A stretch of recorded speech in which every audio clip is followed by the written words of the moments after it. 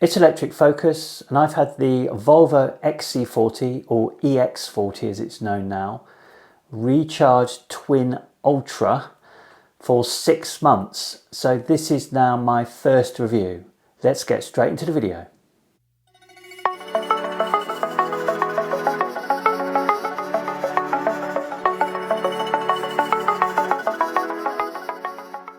So on today's video, we're going to cover style and design, drive and performance, ride comfort, practicality, technology, battery range, battery charging, build and reliability, and warranty and service. So let's start with the first one, which is style and design. The XC40 has been around since 2017 as the combustion version, and then in 2019 the fully electric version was launched, and it really is just a straight conversion of that car. You can't really tell it on the road actually. I often miss that there's an electric car passing me. It's only the front grille that distinguishes the difference, that kind of skateboard look compared to the regular grille. And I would say that it still looks a nice looking car. It's a very popular car. It's a classic SUV style. It's quite compact though. So I still think it stands up. However, it is starting to look a little bit dated now. And when you see the likes of the Volvo EX30 and the EX90 coming out, which have got more of that modern EV look to them, I can see that that's where the EX40 is going in the future, and I think that will bring it up to date, but still a nice looking car. When it comes to driving performance, first of all, it's a quick car, 0 to 62 in 4.8 seconds. Kind of crazily quick really for an SUV. You don't need it, but I still like having it, and it still feels great every time you put your foot down when you need to. But as far as the best description of this car, I'd say it is a cruiser. It's fantastic for long journeys. It's so comfortable, and it drives well in most conditions because of the big wheels and the height of the car.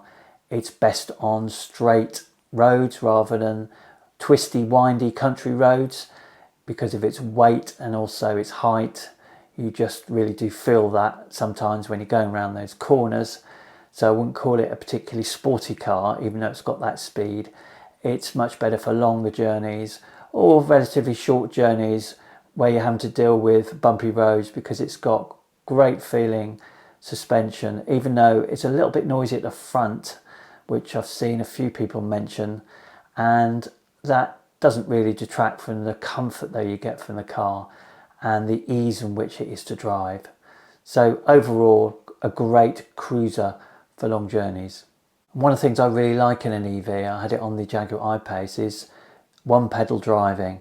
So that's where you can just lift off the accelerator and it really does bring you to a full stop rather than just coast as some cars do, particularly kind of the Volkswagen range, for example, more of a drift at the end. And this has true one pedal driving, which for me is quite key. I really like that in an EV, and it's definitely got that. When it comes to ride comfort, I've already mentioned how comfortable this car is, and there's lots of adjustment on the seats as well, particularly in this Ultra version.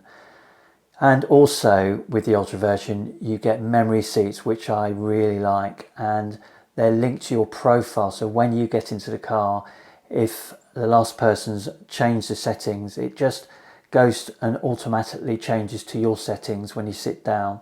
If there's any negative to be had with this car, it is that the armrest is not adjustable. So it's fixed. So you can't move it forward or back or up. So I think that's a bit of a miss from Volvo, particularly in a car of this price, that you'd think there'd be some adjustment there. Because there are times where I'm thinking, oh, I'd just like it to move forward a bit or a bit up a bit, just to give me more comfort. So I think that could be improved. When it comes to practicality, it's an SUV, so as you expect, it's great for families. There's plenty of room in the back. When it comes to the boot, there is a bit of a compromise with the electric version because it is converted from the combustion style. So with the battery under the floor, you get slightly less in the boot. It's 410 litres. But to bring that in perspective though, it's certainly big enough for our two dogs. We've got two Labradoodles, which are big enough dogs and they seem to fit in there quite comfortably, and just generally you can get lots of shopping and luggage in there with no problem. One of the features that I really like is that you can fit the partial shelf completely under the floor, so really useful if you have not a lot of use for that most of the time, and that is the case when you've got dogs in the back of the car, for example. So it's a really nice touch that you can do that. And there is some storage space in the front with the front trunk, so 30 litres, that's really good enough for your cables, so it's a nice place to store those. So overall, very practical car, and suit most families, I'd say. When it comes to technology, one of the best things is it's got this Google based infotainment system, so you get Google Maps built in, you get really good response from the voice recognition because it's Google, so that's a real advantage. The screen itself is quite nice, 9-inch screen. It could be bigger, and certainly the newer models are seeing a bigger screen now, but it's fine for what you need, and its functionality is good and it's quite responsive. The driver assist tech is really good, although I tend to find that I turn off the automatic steering because I find that a little bit, it kind of moves constantly, and I don't find it really much use because you've still got to have your hands on the wheel. So the rest of it though, really good, adaptive cruise control or lane assist and all those things you'd expect. I do have the lane assist just on vibrate rather than actually moving the steering wheel because I find that quite annoying.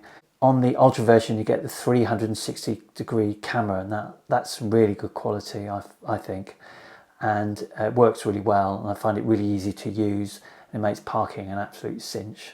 And on the Ultra you've got the auto boot opening, so you just have to wave your foot and the boot opens, and the boot opens really quite nicely and quickly and shuts the same.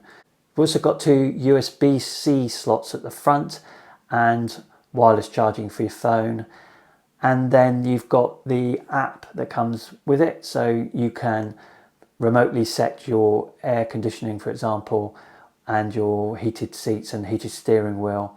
Really nice to have, particularly in winter.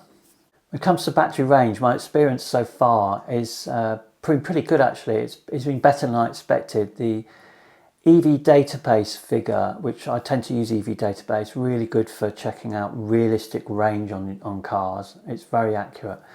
But on this car it says it's 235 miles on average, and we're certainly finding I was getting more like 250 in summer. It's starting to drop off now because we're getting into winter, and I get the feeling it might drop off quite a bit. I have seen it, particularly in cold weather, dropping off, but still I'm pretty impressed so far how good the range is in this car, pretty consistent. So I'm getting that 250 mile range most of the time, so I'm really pleased with that. When it comes to battery charging, you've got the AC onboard charger, which is 11 kilowatts max. When you're charging at home, of course, you only get 7 kilowatts because unless you've got 3-phase, you won't get there 11. And it charges around 20 miles an hour. And never charge it from 0 to 100%. But if you did, that would take you just under 13 hours. But most of the time you're just topping up.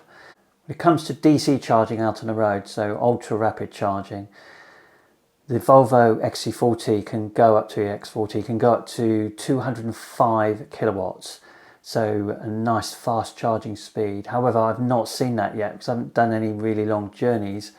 I have been at a quite low state of charge recently though, and I was expecting to see maybe getting up to those kind of levels, but the maximum I saw it get to was 156 kilowatts, and it actually drops quite quickly through the charging curve. I call it more like a charging ski slope really, and I'll show you a little graphic of the charging I did at a GridServe, which is when I got to this 156, because actually a very nice feature of GridServe app is that it shows you the charging stats after you've charged, and you can keep that so you can see how it's performed, and you can see it drops quite quickly as it goes through the charge, and by the time you get to 80% it was dropping under 40 kilowatts.